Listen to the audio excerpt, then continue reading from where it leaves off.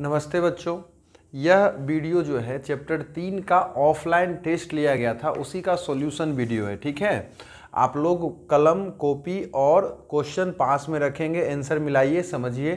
ठीक है, जो सवाल नहीं बना होगा उसको आप यहाँ से मिला सकते हैं। ठीक है, पहला सवाल दिया गया था कि भाई इस रैखिक समीकरण युग्म का कितना हल होगा। तो हम लोग क्या करते थे, a1 बटा a2 पहले लिखते थे। तो a1 बटा a2 इसका क्या हो जाएगा 2 बटा 4 जो कि 1 बटा 2 हो गया। और उसी तरह से b1 बटा b2 लिखा करते थे। b1 बटा b2 हमारा क्या है 3 बटा 6 है, जो कि ये भी 1 बटा 2 हो गया। तो हम क्या देख रहे हैं कि a1 बटा a2 और b1 बटा b2 बराबर है, इसलिए c1 बटा c2 को भी उठाइए और 5 बटा 15 जो कि कट के क्या हो जाएगा 1 बटा 3। तो आपने क्या पाया, आपने पाया कि a1 बटा a2 बराबर है b1 बटा b2 का, लेकिन नहीं बराबर है c1 बाई c2 का।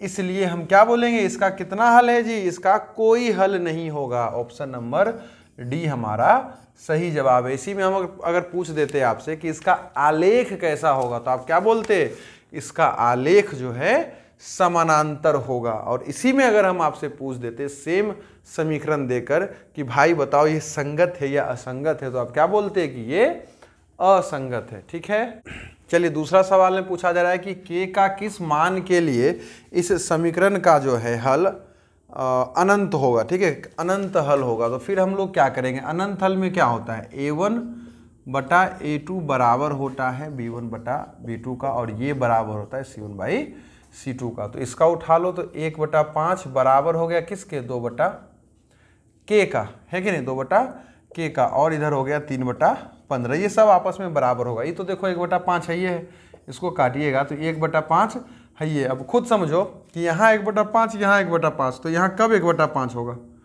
जब यहाँ हम 10 रखेंगे, k का मान 10 आएगा। और कैसे निकलेगा, तो कुछ नहीं, 1 बटा 5 को बराबर रख दिए 2 बटा k का, है ना, और क्या कीजिए क्रॉस मल्टीप्लीकेशन, तो k इधर जाके k हो गया, 5 इधर जाके 10 हो गया, सिंपल।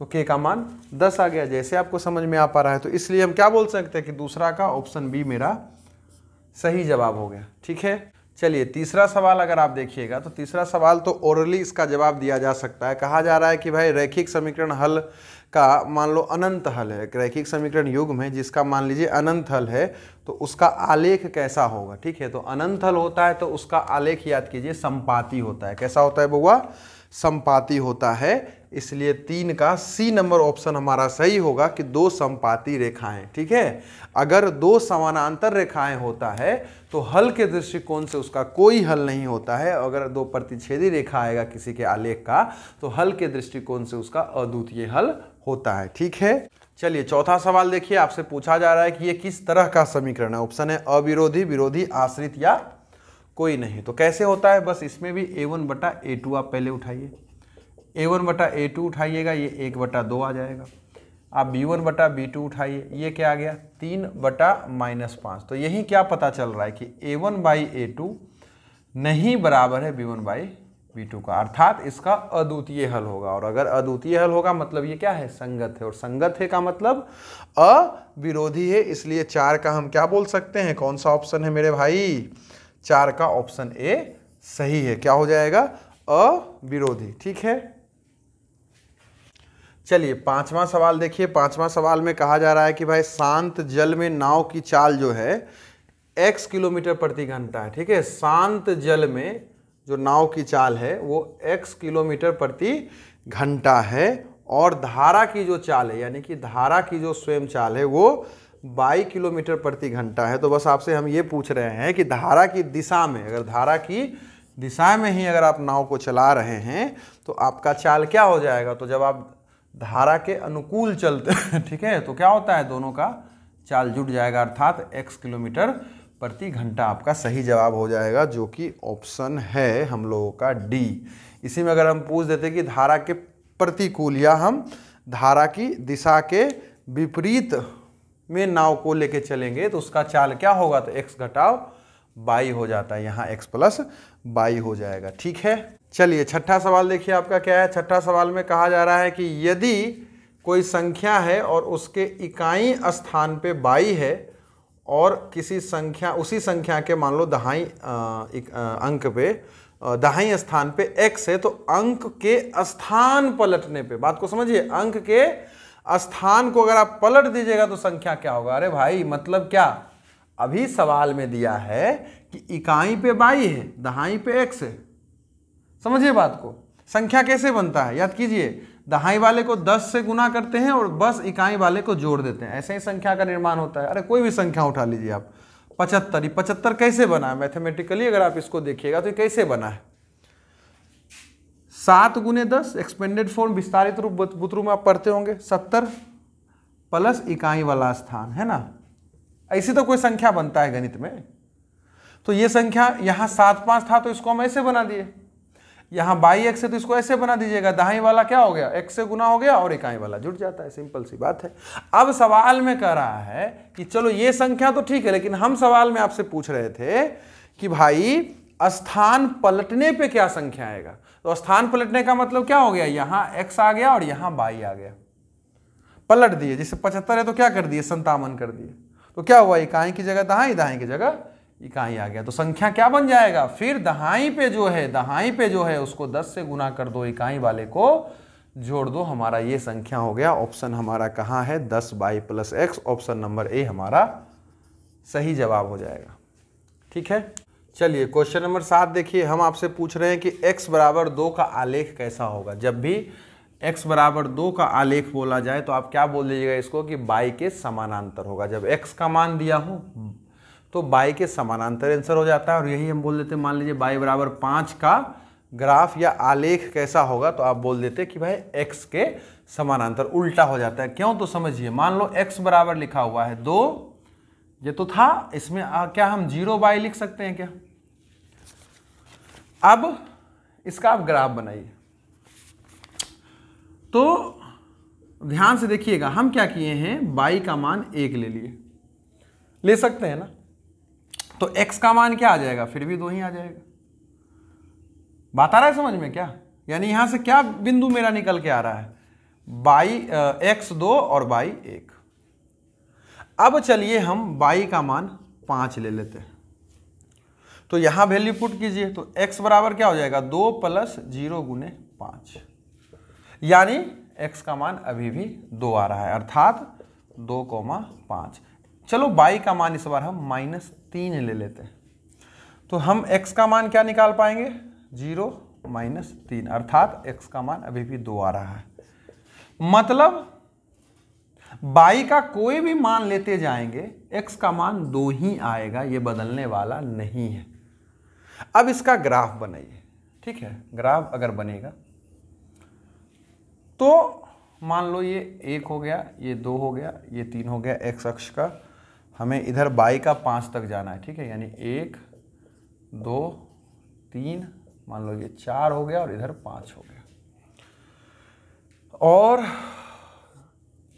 इधर भी आ जाते हैं 1 2 और 3, माइनस में होता है, माइनस में रख लीजिए। देखिएगा 2 1 दर्शाना है, ठीक है, ग्राफ आपको आना चाहिए, तो 2 1 क्या हो जाएगा, ये हो गया 2 और ये हो गया 1।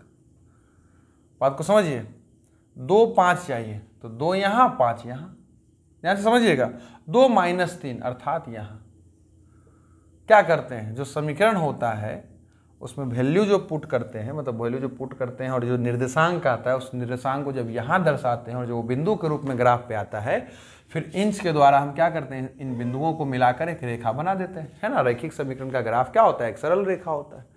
आप क्या गौर कर पा रहे हैं, अगर आपको ये दिख रहा है सही से, तो कि x का मान 2 था, तो ये y अक्ष, ये क्या है, y अक्ष है, y अक्ष के समानांतर आपका ग्राफ आया है, समझे। और यही अगर y बराबर 5 होता तो ये क्या होता, x अक्ष के समानांतर कहीं ना कहीं ग्राफ इसका आता, आलेख आता। ठीक है, एक बार हम फिर से बता देते हैं, जब भी इस तरह का ऑब्जेक्टिव आपसे एग्जाम में पूछा जाएगा तो x का मान दिया तो y के समानांतर आंसर, y का मान दिया तो x के समानांतर आंसर होगा।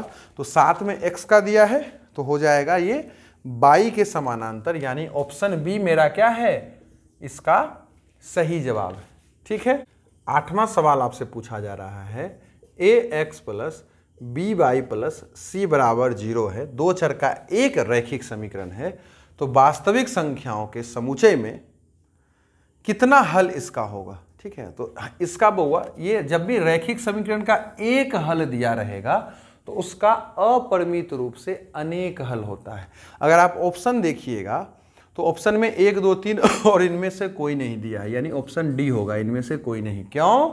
क्योंकि दो चर वाले रैखिक समीकरण का हमेशा अपरिमित रूप से अनेक हल होता है। वही युग्म आ जाएगा तो फिर तीनों सिचुएशन, एक हल भी हो सकता है, कोई हल भी नहीं हो सकता है, और अनंत हल भी हो सकता है, अपरिमित रूप से अनेक हल भी हो सकता है। याद रखिएगा, जब भी दो चर का रैखिक समीकरण आता है तो उसका कितना हल? अनेक हल अनेक हल होता है। ठीक है, आप एक ऑप्शन से, एक एग्जाम्पल से हम आपको समझा देते हैं कि मान लो x + y = 5 दिया है, तो ये दो चर का एक रैखिक समीकरण हो गया। ठीक है, अब इसमें अनेक हल कैसे होगा, तो आप इसका हल कैसे निकाल पाइएगा? ठीक है, हल होता क्या है? चर का वैसा मान, यहाँ दो चर x y है तो x y का वैसा मान जो हम x y की जगह रखें तो LHS RHS को संतुष्ट कर दे, सेटिस्फाइड कर दे। LHS = RHS हमारा ले आए। ठीक है, तो आप कुछ भी ले लीजिए। ठीक है, x का मान आप 1 ले लीजिए, कुछ भी लिया जा सकता है, तो x का मान हम 1 ले लिए। तो अब x की जगह 1 रखिएगा और y = 5, तो y का वैल्यू क्या आ जाएगा? 5 घटाओ 1 की प्लस में उधर जाके 1, तो y का वैल्यू क्या आ गया? 4। अर्थात एक हल आप निकाल दिए, x का 1 और y का 4। और ये क्यों हल है? क्योंकि x की जगह 1 रखो, y की जगह 4 रखो, 5 आ गया, इक्वल आ गया। हम बोलते हैं क्या भाई 7 6 इसका हल है? नहीं है। क्यों? क्योंकि x का, देखो 7 का मतलब क्या हो गया? x का मान 7 और 6 y का मान हो गया, क्योंकि इस फॉर्म में लिखा हुआ है। हर निर्देशांक x, y के फॉर्म में होता है। पहला घटक जो होता है वो x का होता है, द्वितीय घटक को हम y बोल सकते हैं, है कि नहीं? तो 7 और 6 रखेंगे हम यहाँ पे, तो 7 6 क्या आया? 13 आया, जो कि RHS के बराबर नहीं है। RHS में 5 लिखा हुआ है, तो 7 6 हल नहीं हुआ, लेकिन 1 4 हल हो गया। क्यों? क्योंकि x की जगह 1, y की जगह 4 रखिए, 5 आ जाएगा। इस तरह से आप कितना हल निकाल सकते हैं? आप जरा सोचिए, x को 1 माने, हम x को 2 अगर मान ले तो x को अगर आप 2 मान लीजिएगा तो ध्यान से देखिए, 2 + y = 5, 2 + y = 5, तो y का वैल्यू देखो ध्यान से 3, 2 उधर जाके घट गया।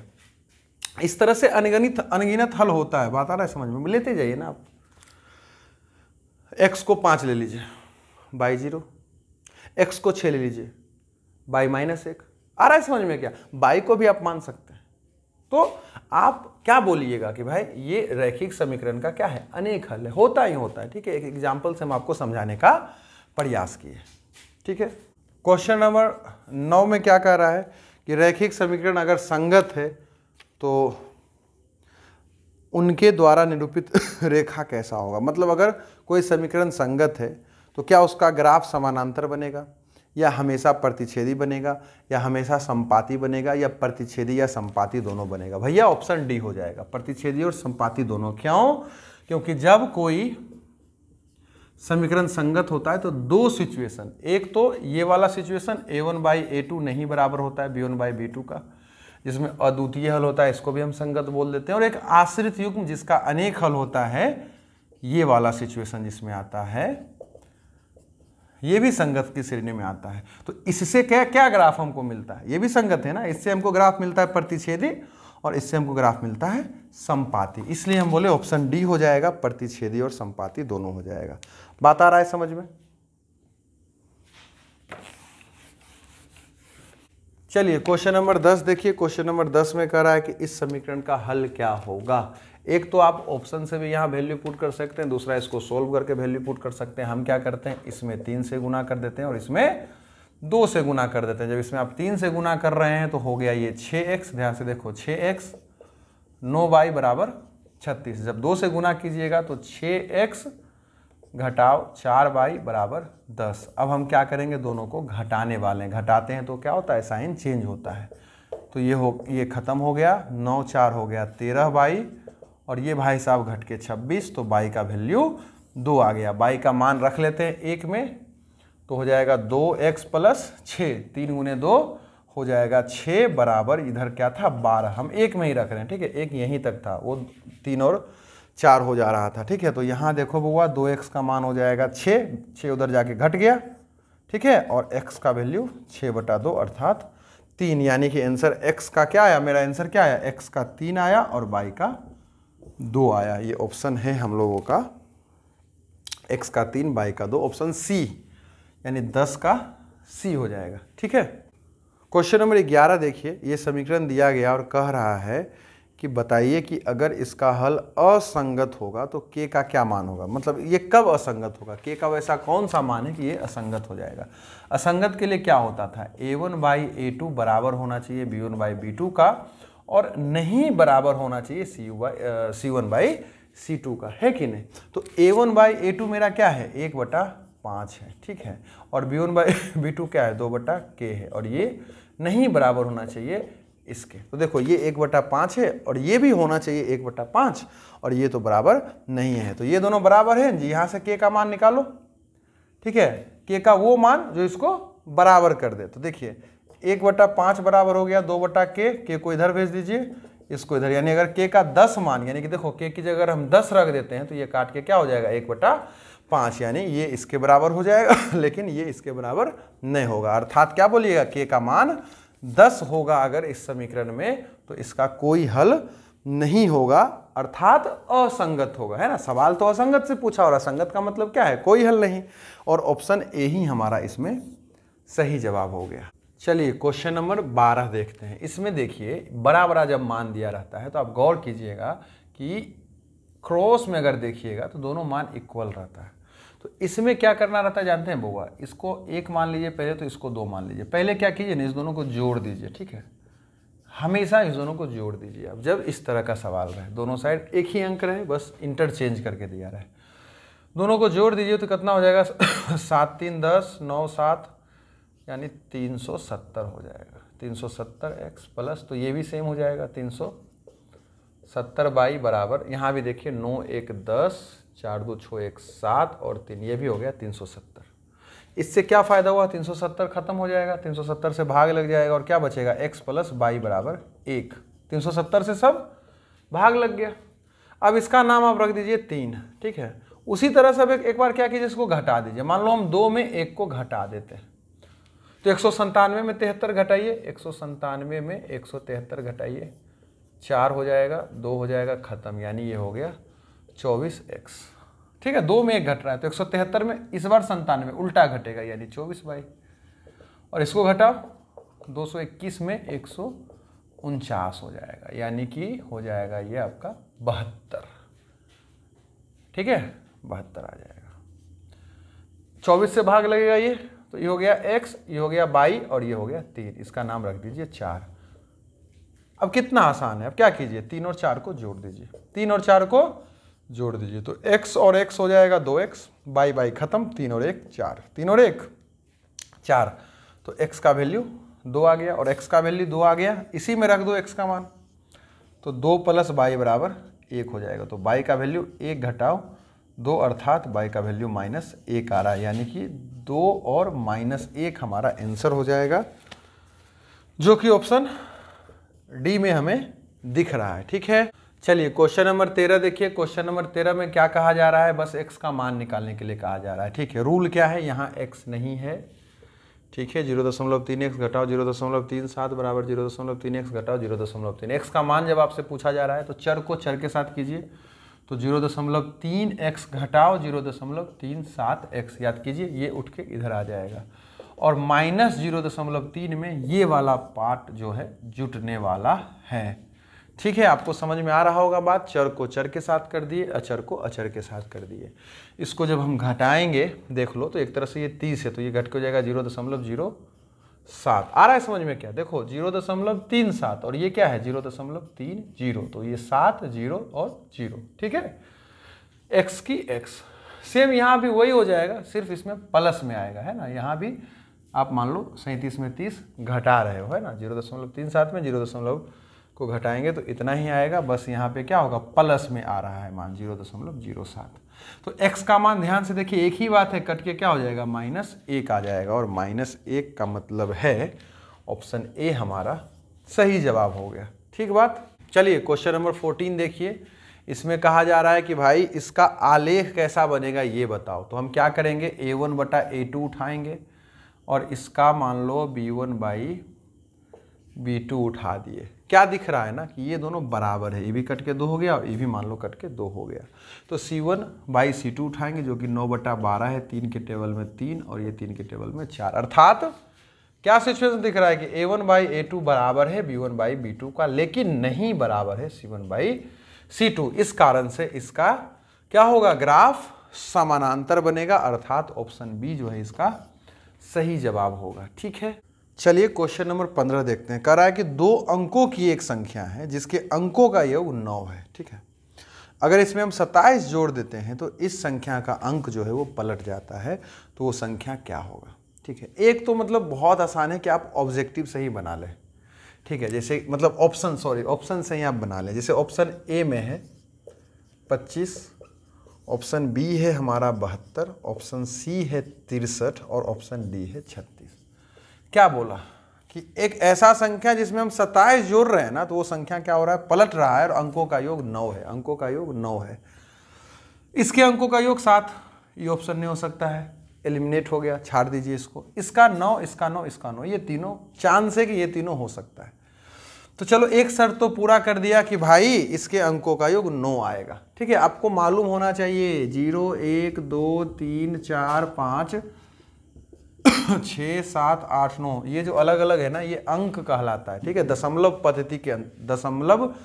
पद्धति के अंतर्गत डेसिमल सिस्टम के अंदर हम इसको अंक बोलते हैं। ठीक है, और ये 2 अंकों की संख्या है। तो पहला शर्त था कि अंकों का योग यानी 7 + 2 कर दो, अंकों का योग 9 हो गया। दूसरा शर्त क्या था कि जो संख्या है उसमें अगर हम 27 जोड़ देते हैं तो वो संख्या पलट जाता है। तो क्या अगर इसमें हम 27 जोड़ेंगे तो ये संख्या पलट कर, संख्या क्या है 72, तो पलट कर 27 होगा, नहीं होगा। क्यों, क्योंकि जोड़ेंगे तो ये संख्या और बढ़ जाएगा, तो ये घटेगा कैसे, तो ये भी ऑप्शन छटा गया। 63 में फिर देखिए आप, 63 में अगर 27 जोड़ते हैं, 63 में अगर हम 27 जोड़ते हैं तो पलट के क्या होना चाहिए, 36 होना चाहिए। 63 को पलटेंगे तो क्या हो जाना चाहिए, 36 हो जाना चाहिए। तो 27 जोड़ेंगे तो और बढ़ ही जाएगा, तो ये भी ऑप्शन छटा गया। ये आंसर हो गया मेरा। क्या है, क्या कि 36 में आप 27 जोड़ के देखो, 7 × 6 = 3 मतलब 13, 3 × 5 और ये 63, यानी 27 जोड़े तो क्या हुआ, संख्या पलट गया, 36 से 63 हो गया। तो ऑप्शन डी हमारा सही जवाब है। ठीक है, इसका दूसरा तरीका भी आप देख लीजिए। ये तो चलो ठीक है, ऑब्जेक्टिव था, आप बना दिए। मैथमेटिकली इसको कैसे बनाएंगे, मान लो यही सवाल हम आपको सब्जेक्टिव में दे दे तो आप कैसे बनाइएगा, देखिए। तो हम क्या करेंगे, मान लेते हैं कि इकाई का जो संख्या 2 अंकों की संख्या है, 2 अंकों की संख्या का मतलब क्या है, इकाई और दहाई। बहुत सारा सवाल हम आपको पढ़ा चुके हैं इसके आधार पे। तो मान लीजिए इकाई x है और मान लीजिए कि दहाई y है, तो संख्या क्या हो जाएगा, संख्या क्या हो जाएगा, अभी तुरंत आया है ऑब्जेक्टिव में कुछ सवाल पहले। दहाई को 10 से गुना करो, इकाई को जोड़ दो, ये हमारा संख्या हो गया। पहला सिचुएशन क्या दिया कि दोनों के अंकों का योग, तो दोनों के अंक का को योग लिख दीजिए 9। दूसरा सिचुएशन क्या दिया कि जो संख्या है, संख्या अभी मेरा क्या है, ये मेरा संख्या है अभी, अगर इसमें हम 27 जोड़ दें, इसमें अगर हम 27 जोड़ दें तो संख्या पलट जाता है, अर्थात ये y की जगह x और x की जगह y हो जाएगा। अभी बार बार आपको बता रहे हैं ना, 72 है, यहाँ इकाई के स्थान पे 2 है, दाई के स्थान पे 7। अब इसको पलट दीजिए, 27 हो गया, इकाई के स्थान पे 7 और दहाई के स्थान पे 2 हो गया। मतलब क्या हुआ, ये दोनों आपस में इंटरचेंज हो गया। तो भाई 27 जोड़ दिए इस संख्या में तो इंटरचेंज हो जाएगा, अर्थात इकाई वाला दहाई पे आ गया, मतलब 10x हो गया, और दहाई वाला इकाई पे चला गया, मतलब y हो गया।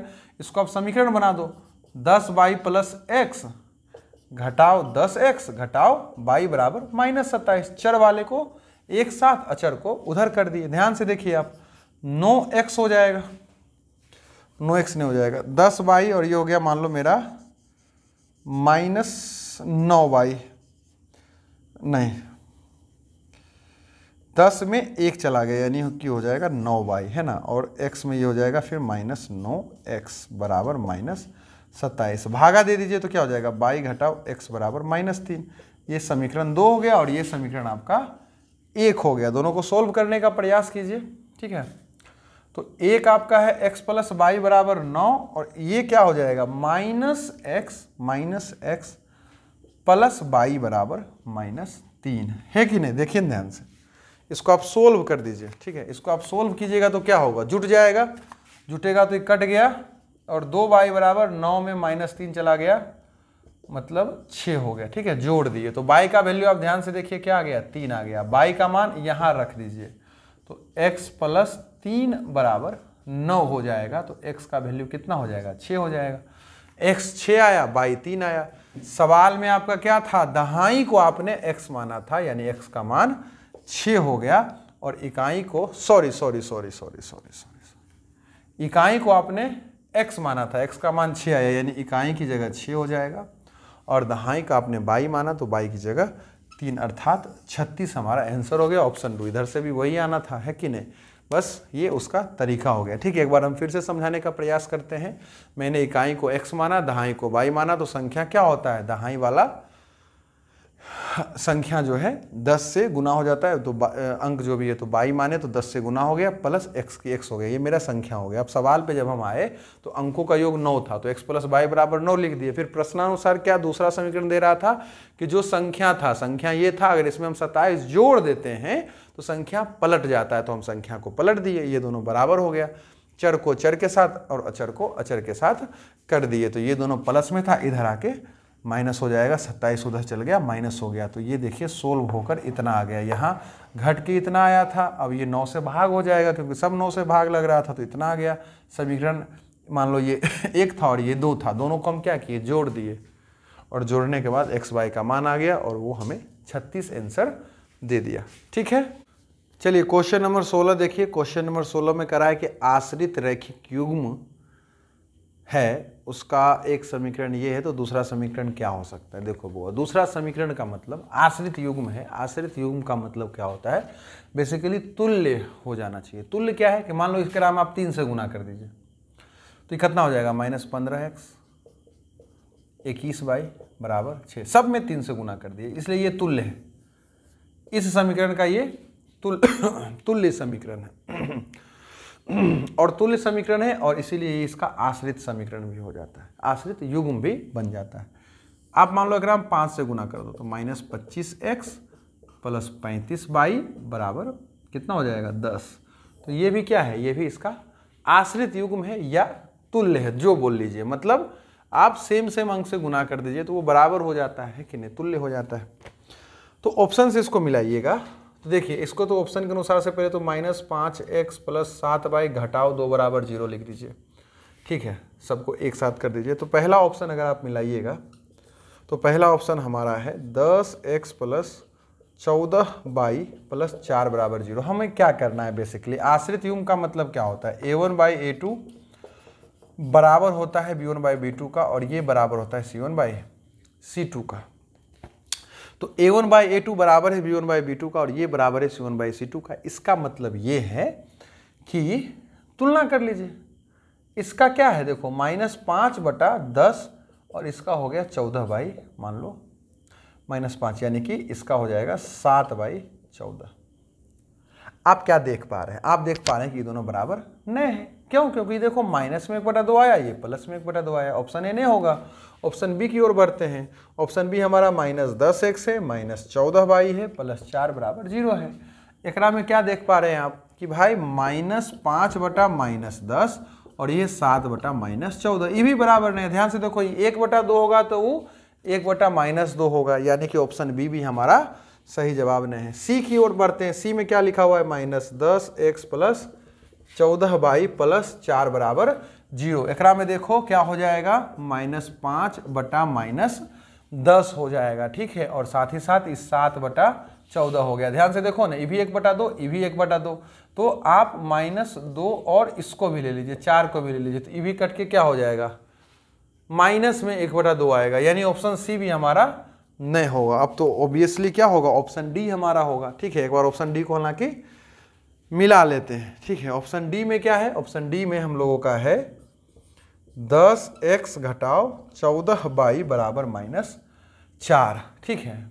तो -4 का मतलब क्या हो गया, ध्यान से समझिएगा। -4 का मतलब हो गया कि ये बराबर के इस साइड है, तो अगर इस साइड इसको लिख देंगे तो ये +4 हो जाएगा बराबर 0। अब एक कर उठाओ, -5/10 है ना, A1/A2। एक उठाओ 7/-14, ये दोनों बराबर है। ई कट के क्या हो गया -1/2 और ई कट के क्या हो गया -1/2। याद रखिएगा -1/2 यानी कि ऐसे समझिए, अगर -1/2 लिखल है, बीच में माइनस देल है एकदम बीच में, या ऐसे देल है, तीनों एक बात होता है, ठीक है, कंफ्यूज नहीं होना है।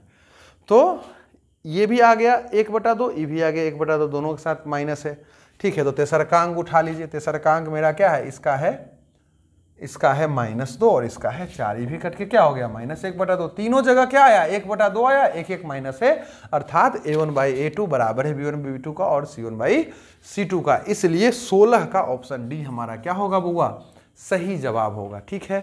क्वेश्चन नंबर 17 में कह रहा है x बराबर 2 है, y बराबर -3 है। आपसे ये पूछा जा रहा है कि किस समीकरण को ये संतुष्ट करेगा, यानी जो भी ऑप्शन दिया है वहां इस मान को रखकर आपको चेक करना पड़ेगा। तो पहला ऑप्शन में हम 2 और -3 को रखते हैं, तो इसमें रखो आप x की जगह 2 प्लस y की जगह -3, तो ये हो गया 2 घटाव 3 अर्थात -1।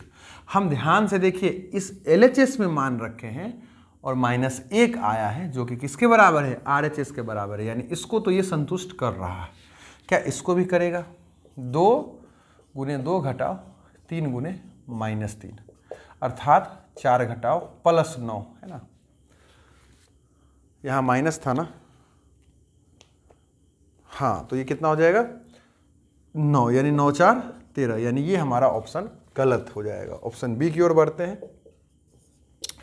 2x + 5y बराबर -11 हो गया और 4x + 10y बराबर -22 हो गया। इसमें रखिए x का मान 2 है, 2 को रखिए, तो ये कितना हो जाएगा, देखो 4 प्लस, आ रहा है समझ में, इसको रखें ना बुआ, तो कितना हो गया 4 प्लस क्या, माइनस सीधा लिख दीजिए -15 बराबर क्या हो गया -11। इसको तो संतुष्ट कर दिया। इसको देखिए हो गया 8, नहीं हो जाएगा, x का मान 2, तो क्या हो जाएगा 8 घटाव 3 यानी कि -30 बराबर -22, यानी कि दोनों जगह संतुष्ट कर रहा है। इसलिए 17 का हम ऑप्शन बी को क्या बोलेंगे कि हमारा आंसर हो जाएगा, ठीक बात। क्वेश्चन नंबर 18 में देखिए क्या कर रहा है, ax + by + c बराबर 0 है और a का मान 0 है, समझ गए, तो y का मान बताइए। अरे भाई इतना आसान सवाल हो गया, a का मान 0 हो गया, यानी a की जगह 0 रखो, गुने x + by + c बराबर 0, तो ये तो 0 हो गया ना, तो काम खत्म, क्या बचा सिर्फ by + c बराबर 0, तो by बराबर -c और y बराबर -c/b, यानी y का आंसर क्या हो गया -c/b हो गया, जो कि ऑप्शन ए में आपको दिख रहा है। इसलिए 18 का आंसर क्या हो जाएगा, ऑप्शन ए हो जाएगा। 19 नंबर क्वेश्चन का तो आप जवाब ओरली दिया जा सकता है। कहा जा रहा है कि अगर कोई समीकरण में A1/A2 बराबर है B1/B2 का और वो बराबर है C1/C2 का, तो इस रैखिक समीकरण युग्म में को आप क्या बोलिएगा, तीनों बराबर है, इसलिए हम इसको आश्रित युग्म बोलते हैं। इसलिए इसको क्या बोलेंगे हम, ये आश्रित युग्म है। ऑप्शन नंबर क्वेश्चन नंबर अगर 20 को हम देखें तो ये आसान सा सवाल दिया है कि ax घटाव 2y बराबर अगर 10 है, a का मान बताइए अगर x का मान 1 और y का मान 1, तो x की जगह क्या रख दो, 1 रख दो, घटाव 2, y की जगह क्या रख दो, 1 रख दो, बराबर 10, है ना। x y का जो मान था वहां मैंने रख दिया, तो ये कितना हो गया बुआ, a गुने 1 a घटाव 2 बराबर 10, तो a का मान 12 हो सकता है, माइनस में उधर जाके प्लस हो गया। ऑप्शन नंबर सी में दिख रहा है 12, इसलिए ऑप्शन नंबर सी हमारा सही जवाब हो गया, ठीक है। धन्यवाद।